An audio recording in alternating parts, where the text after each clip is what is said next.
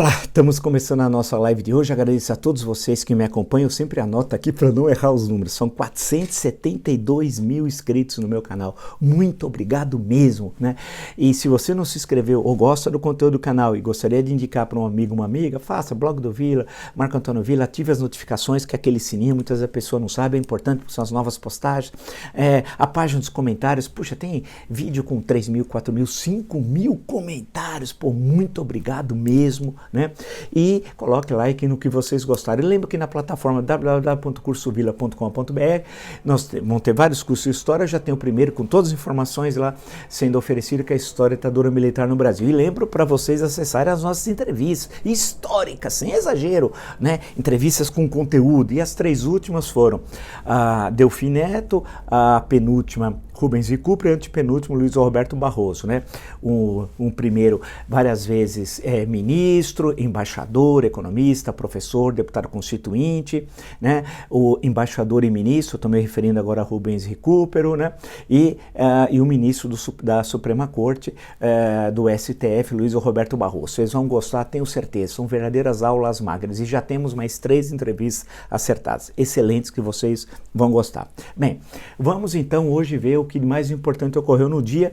Bem, primeiro tem a coisa que eu estou usando como fonte o Estadão. Governo mudou divulgação de dados de Covid após Bolsonaro exigir menos de 1.000 mortes por dia. Agora sim, ele exige o número de mortes, então não pode passar, então ele está falsificando dados sem impeachment. É crime de responsabilidade, ele está falsificando os dados. Precisa mais o quê para começar um processo de impeachment no Bolsonaro, não é verdade? Precisa mais o quê? Né? Tá aqui. Ele determinou que não pode ter mais de 1.000 mortes por dia, porque né, nós somos 4 dígitos, tinha chegado a 1.200, 1.300, não pode. Então ele está falsificando dados. Daí quando a gente chama ele de criminoso, alguém vai dizer assim, mas você está exagerando, isso aqui não é um crime? Quem comete crime é o que é? Criminoso, é mais um da lista. Ele tem uma lista que ele nem tem currículo, ele tem capivara. É só crime. Quantas vezes nós identificamos crime contra a Constituição, contra a Lei 1079, contra o Código Penal, artigos 268 e 269? Quantas vezes nós falamos isso? Está aqui, mais um crime cometido. E a grande questão é que está querendo esconder os dados. Agora vai ficar uma batalha de dados, porque a indústria de fake news que ele controla com dinheiro público, meu, seu, nosso, né, que eles passam a mão para pagar esses malandros, né, que ficam aí, toda essa caterva que cerca o bolsonarismo, eles vão começar agora a dizer, não, foi 500 mortos, não foi 1.300. Aí eles vão começar a fazer aquela política do livro 1984. Eles vão invertendo tudo, liberdade e escravidão, guerra e paz, né? Eles vão inverter tudo. É esse o tipo de pessoal, com características, portanto, nazistas, características fascistas e do extremismo latino-americano. É um mix que forma essa caterva que está hoje aí no poder, né? E quase todos eles são fracassados, são ressentidos, que faz parte também desse mix.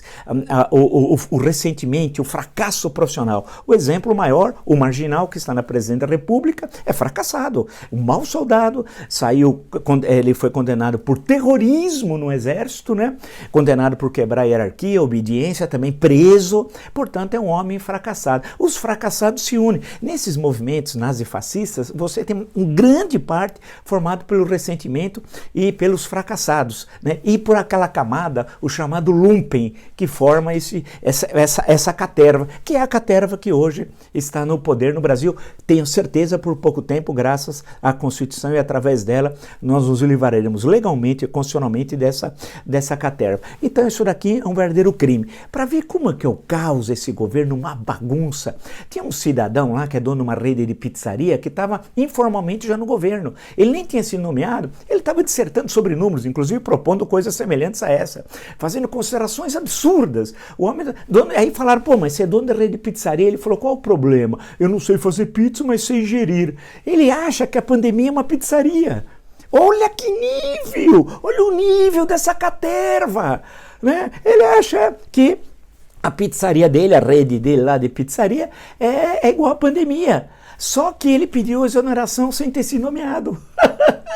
Parabéns! O cara, o governo do marginal é maravilhoso, faz com que uma pessoa peça a demissão sem ter se nomeado. Isso é fantástico, isso é no Brasil, é igual Jabuticaba, só tem aqui, né? Não tem nada igual. E pior, tem a outra, a ex-namoradinha no Brasil, né? Ela diz que ela continua despachando, fazendo algumas coisas e recebendo como secretária nacional da cultura quando ela foi demitida. Então, é o oposto do outro. Essa foi demitida e continua recebendo. Diria uma amiga dela, né? Mas ela não pode ficar desamparada. Desamparada! Desamparado estão os milhões de brasileiros vivendo nas favelas, nas comunidades pobres, sem educação, sem dinheiro, sem salário, sem a presença do poder público. Não a Regina Duarte. Que vergonha! Tenha vergonha na cara vocês que estão aí colaborando com esse governo criminoso contra os interesses nacionais. Então, só para dar 2 exemplos para vocês entenderem o que nós estamos vivendo. E mais esse crime contra a nacionalidade, que ele está falsificando os dados. Bem, ele falsificou a assinatura do Sérgio Moro. Esse homem é desse nível, é um homem marginal, portanto, um homem ligado a Queiroz, às milícias. Vocês vão esperar o quê, né? Além disso, mas temos de combatê-lo. Diferente dele, que usa da violência, porque ele tem características nazifascistas, né? A violência é fundamental no nazifascismo. E a desmoralização das instituições, desmoralizar sistematicamente as instituições, usar da violência, e geralmente são pessoas ressentidas. Ele é um ressentido, fracassado, um mau soldado, como disse Ernesto Geisel dele, um homem que saiu do exército com desonra. E os generais naquela reunião de 22 de abril, ouvindo tudo aquilo, ele propondo criar milícias, e os generais quietinho. E ele falando, vamos armar, e os generais quietinho.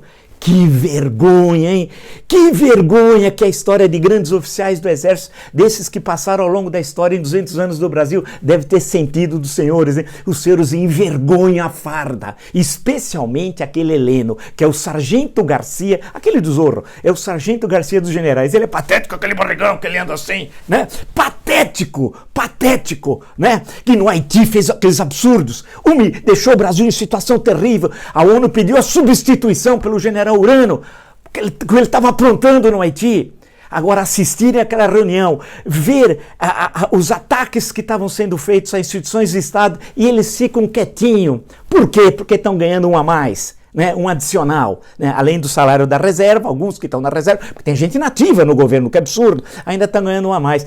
Vergonhoso, fato vergonhoso, né? Que desonra a história do Exército, que eu tenho certeza que vocês não a conhecem. Eu a conheço, os senhores não a conhecem, os senhores envergonham as fardas, né, ou a farda verde-oliva, vocês são uma vergonha. Bem, além disso, para a gente lembrar um pouco esse governo, para mostrar o caos que nós vivemos, né, lembrei até, conversando com um amigo hoje, O Coração das Trevas, do Joseph Conrad, subindo o Rio Congo, e tem o filme Apocalipse Now, que é uma leitura mais levada para a Guerra do Vietnã. Não para o Congo belga, né? Que ele está falando lá, horror, vendo tudo aquilo, assistindo toda aquela tragédia tal, né? No caso do filme, do clássico do Apocalipse Now, do Coppola, o grande clássico, é o Marlon Brando, né? Que toma a cena, que é o grande ator. Mas nós estamos vivendo uma cena mais ou menos semelhante, tiver esse horror, né? Um negócio assim inacreditável que nós estamos assistindo. Mas vamos lá. Aí, no meio disso tudo, dessa loucura, veio a divulgação, e nós comentamos ontem com vocês, né, a questão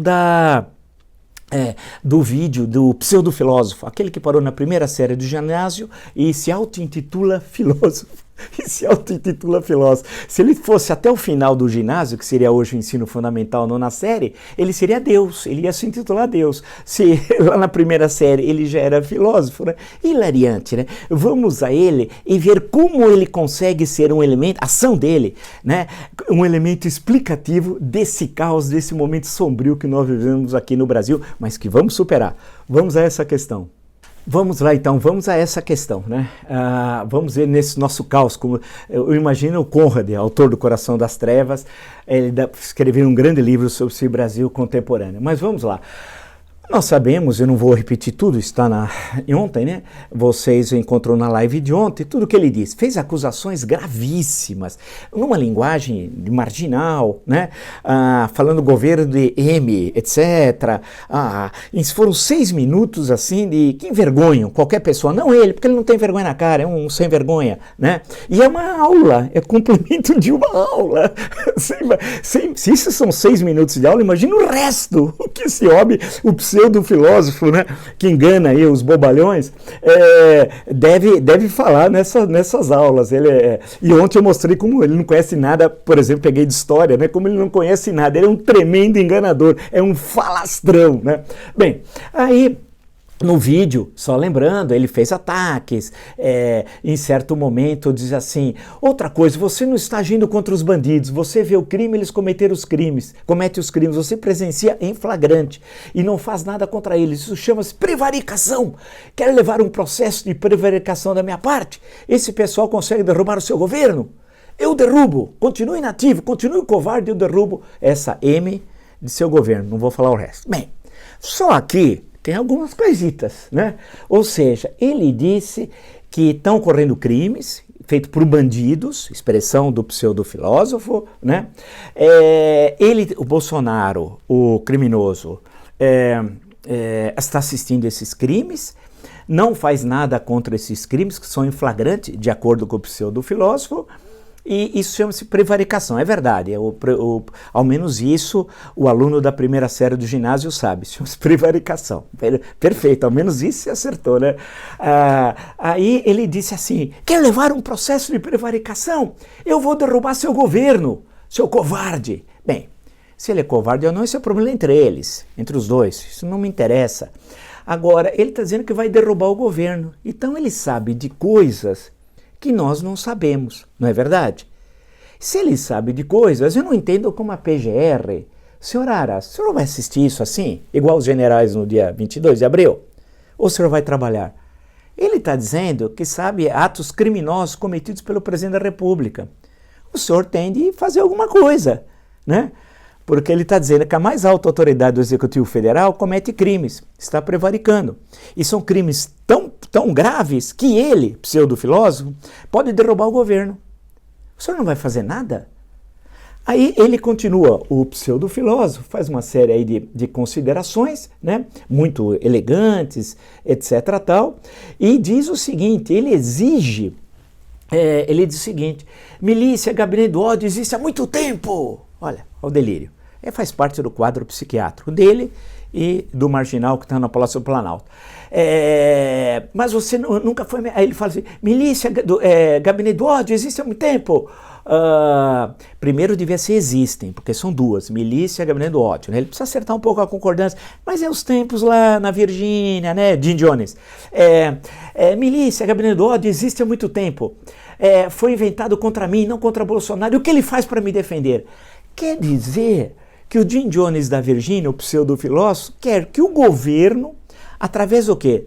Do ministro da Justiça, da AGU, vai sair em defesa dele. Olha o delírio dessa turma. Olha o delírio. Esse daqui é chamado guru do presidente, que é outro que vive delirando dentro daquele quadro psiquiátrico muito próximo desse. Né? Então, esse cidadão, ele quer que o presidente da República saia em sua defesa e se utilize dos instrumentos de Estado. E tem gente que acredita que esse homem é filósofo.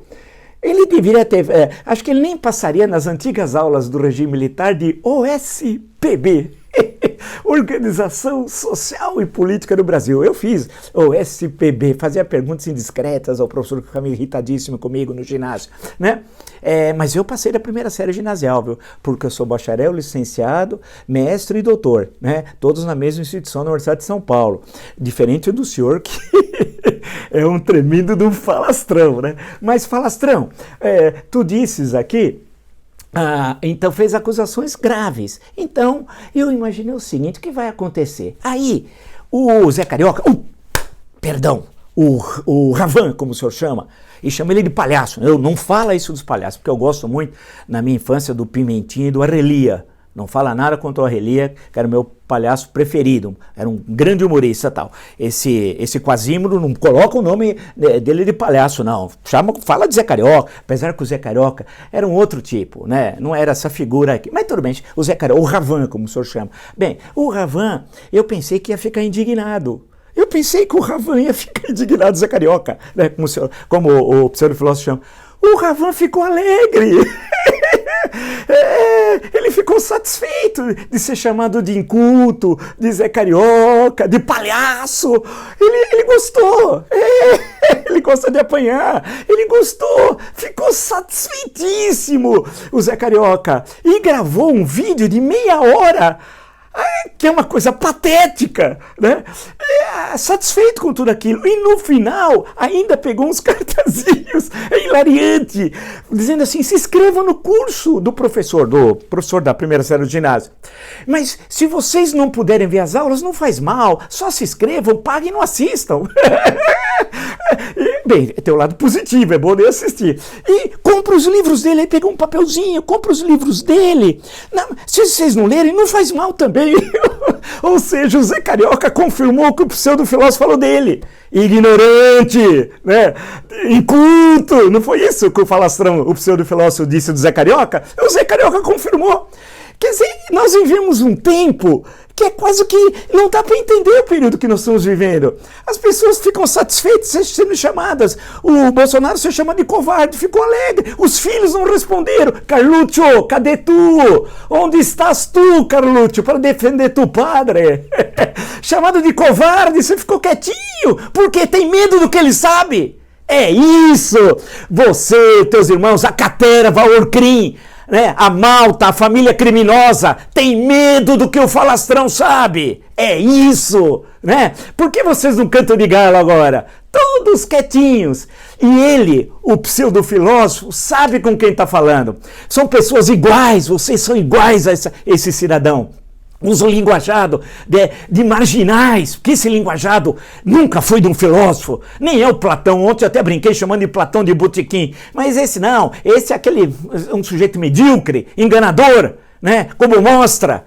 Você acha que isso é linguajado de um professor? Aonde? Aonde? Então, eu falei que as pessoas vão se revoltar. Eu imaginei que o Bolsonaro, chamado de covarde, ele não é tão valente, tão valentão, que ele fosse ir a público na live, pusesse aquele pessoal do lado falando, e os filhos quietinhos. Eu achei que o Zé Carioca fosse protestar. Não, o Zé Carioca adorou ser chamado de tudo aquilo. Ou seja, que país nós vivemos? Por que eles ficaram assim? É como assimilar o golpe, fingiram que nada aconteceu. Ao contrário, se ajoelharam pro falastrão. Mas o que eles têm a esconder? Aí é uma boa questão. Vamos lá. A pergunta fica, o que eles têm para esconder? Eu fico pensando, né? Aí, falei, eles não responderam. Não só não responderam, e tem gente, as polianas. Porque você tem duas coisas, eu sempre falo, microfone amestrado, de um lado, e as polianas, aqui. As polianas sempre buscam achar que o governo pode melhorar, dizendo assim, não, ele está se afastando da ala ideológica, indo para os militares, porque o falastrão xingou os generais que ficaram caladinhos, por sinal. Esqueci de falar de vocês.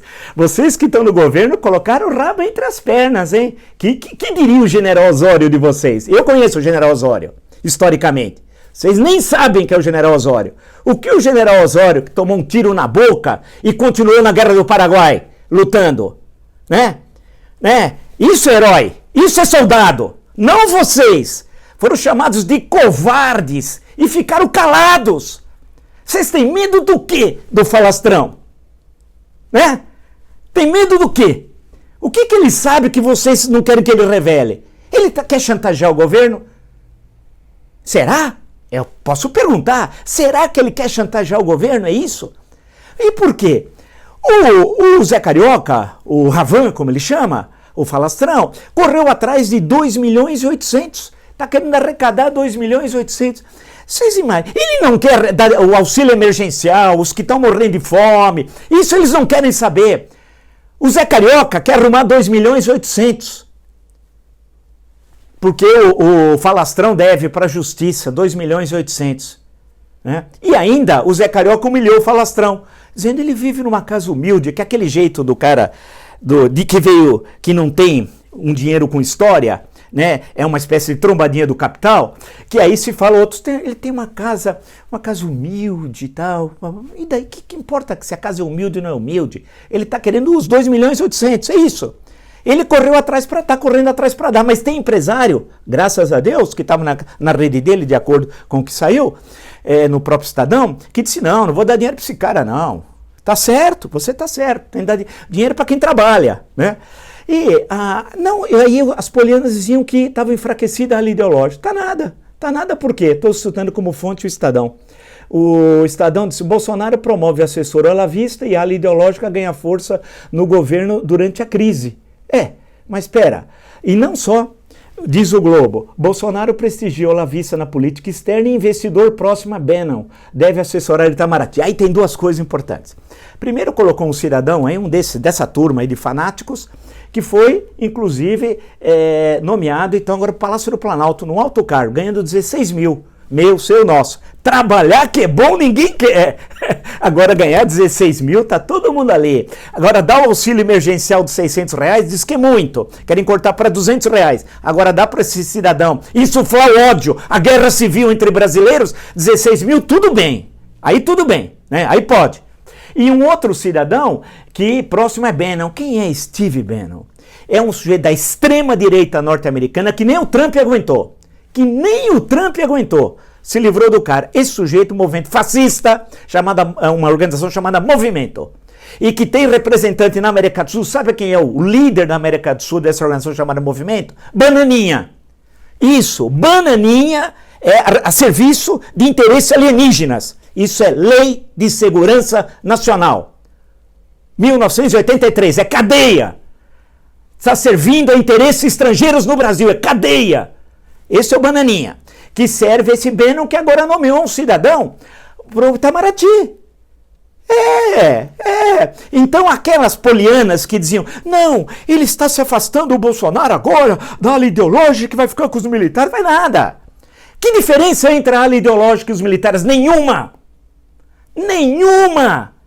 Não entrem nessa ladainha, é a mesma coisa. Os militares foram humilhados pelo pseudo-filósofo, que parou na primeira série do ginásio, que não conhece nada de filosofia, de sociologia, de politologia e de história. Ontem eu dei só um exemplo, mostrando como ele não sabe nada.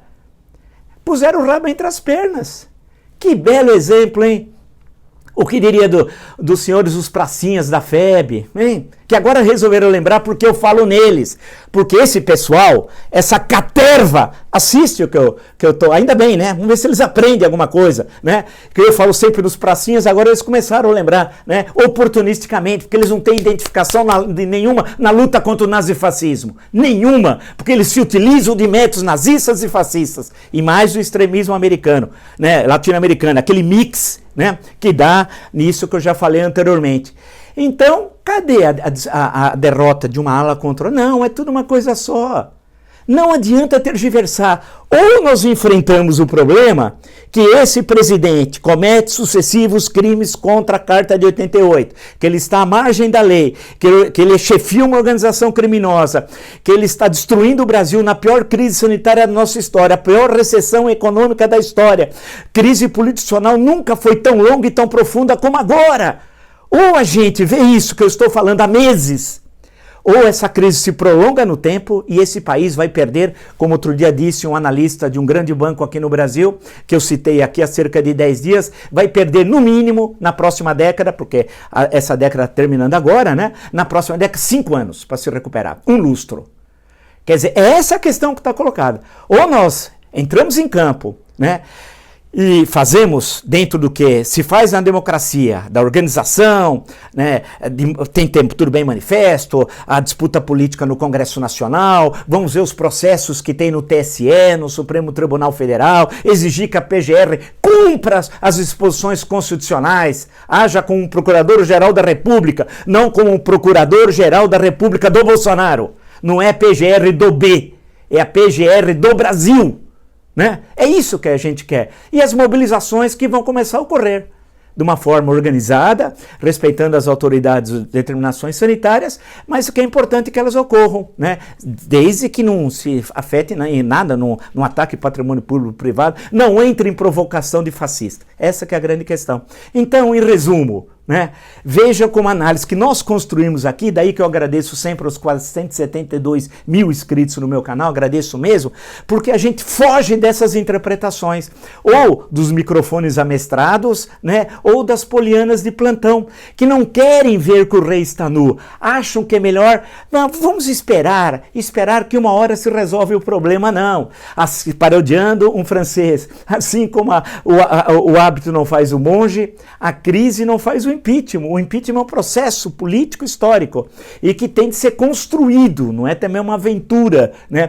Agora, que é indispensável que ele seja feito, né? E pode ser que dessa vez, diferente de 1992 e de 2016, seja uma luta em várias frentes. Uma, a própria questão do impeachment, outra, no campo de crime de responsabilidade, outra, o que pode ocorrer no STF e outra, o que pode ocorrer no TSE, aí em relação à eleição de 2018, até que ponto as fake news foram elementos que interferiram no processo eleitoral. E parece que tudo indica, não é só um processo, são vários no TSE, que tiveram uma interferência, sim, grave, muito mais grave do que aquela que por 4-3 o Temer se salvou de ter uma eleição, no caso seria uma eleição parlamentar, porque é no segundo biênio presidencial, como vocês sabem. Se anula a eleição no primeiro biênio, é eleição direta. No segundo biênio, de acordo com a Constituição, eleição congressual, né? A questão que se coloca, portanto, é essa, está aí, né? E fechando, eu espero não ter mais de falar, rezo para isso, né? Para Santo Inácio de Antioquia, vamos ver se ele conhece, é capaz dele entrar depois, ele não sabe nada também. Ele foi muçulmano aqui em São Paulo, durante bastante tempo, viu? Ele foi muçulmano. Então eu rezo para Santo Inácio de Antioquia, para Cartas aos Romanos, que eu leio todo santo dia, que é um dos mais belos textos do início do século II, né? Para que ele pare, eu não vou mais falar, não quero mais falar, porque falar nesse homem é absoluta perda de tempo. Se você, mas é necessário nessa conjuntura, tendo em vista a interferência que ele tem no governo, né? Mas vamos ver se a gente entra em outras discussões. Se o marginal que está na presidência deixar. Vamos lá, se você gostou dessa live, tantas outras no meu canal, não se inscreveu, sugiro que eu faça blog do Vila, Marco Antônio Vila, ative as notificações, utilize para os comentários e coloque like no que vocês gostarem. E na plataforma www.cursosdovila.com.br, vários cursos de história serão oferecidos e o primeiro é a História da Ditadura Militar no Brasil, tá bom? Nos encontramos e hoje, mais tarde, eu vou correndo para o Jornal da Cultura. Até!